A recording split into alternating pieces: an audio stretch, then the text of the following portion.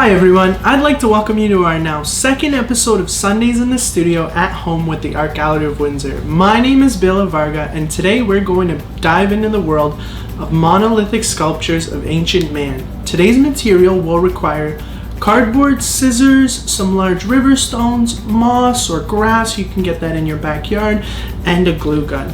So last week we looked at art in the prehistoric age. As those artists evolved over time, they developed more sophisticated tools like hammers, chisels. They could use those to carve and shape stone. Now with those tools, they were able to leave the caves, like the caves in Lascaux, and build more permanent homes. And so they began to build larger and larger monuments. They decorated the landscape and had very important cultural impacts. Let's begin by tracing an organic shape onto our cardboard. Organic in this sense doesn't mean that we eat well. It just means a round natural shape with no sharp edges or spikes. We want it to blend in to our outdoor space. So we got something like that. Now the next step requires a little bit of planning to help us achieve a look of realness on a minimum scale.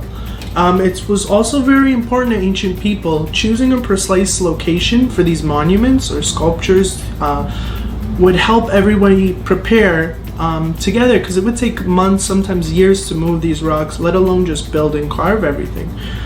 So now I'm just looking at placements where I'd like these to go, where they would look natural together, if they would look natural at all.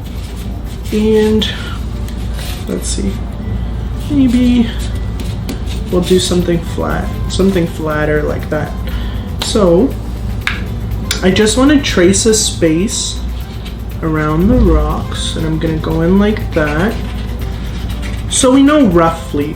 Don't worry too much about this showing, it's all going to be covered later on.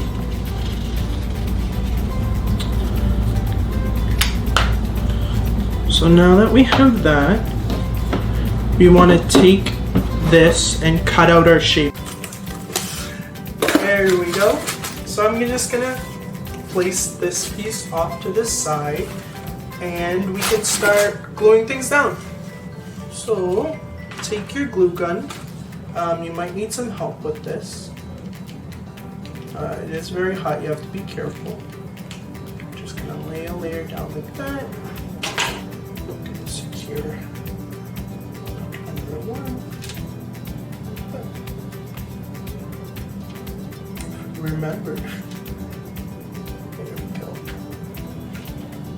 Same thing with rock number 2.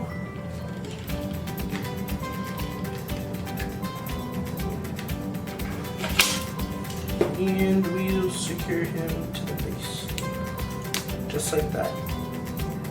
It'll take a couple seconds for the glue to harden. So just wait, be patient. In the meantime, you can look at what you've collected in terms of greenery. So here I just have some moss. You can pick this up at most hobby stores. I just got mine at the dollar store. It's really good for a variety of things, but I like it for this purpose. It's just something a little bit different, something a little bit brighter. It'll make it stand out a little bit more when you put it in your backyard. So we want to get pieces that are roughly that size, and it's almost like making a coat, I guess. The moss is quite easily tearable, so you can just form it around those pieces. And if there's a little bit of overhang, don't worry about it too much. Like I said, we're going for rough.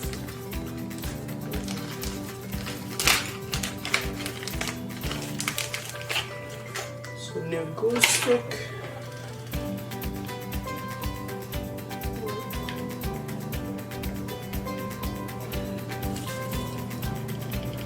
So we secure the moss in the same way that we did the stones. We're just playing around, moving around it. If I notice, I think I have more of this, it looks like Spanish moss, than this bright green moss, so I don't want to place too much of it. in one spot. I want to make it look spread out, more dispersed, more organic is a better term for that.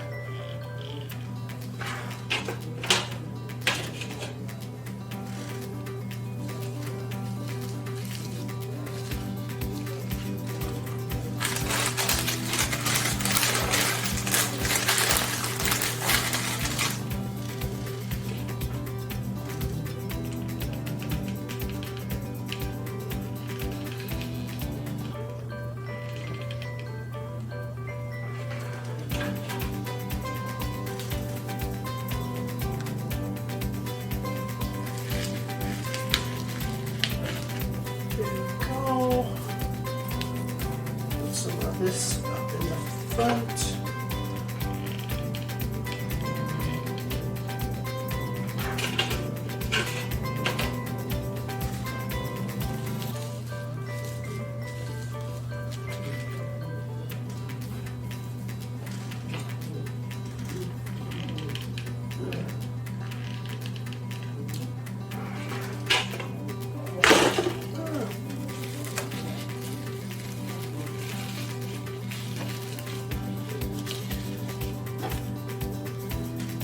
Little spots of color just over here on the left hand side.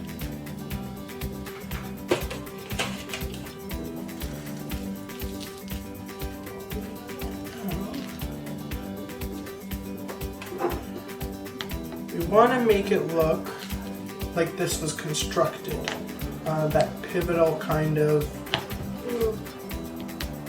Stonehenge look, I guess. So some glue there,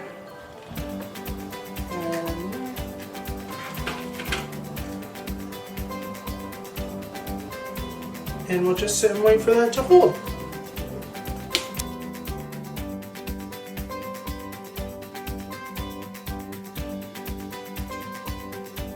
I'd like to thank you again for joining me today, and even though things got a little rocky, we'll lighten up the mood next week, where I'll be back to show you how medieval artists and you yourself can create your very own piece of stained glass art. Until then, stay curious, stay creative.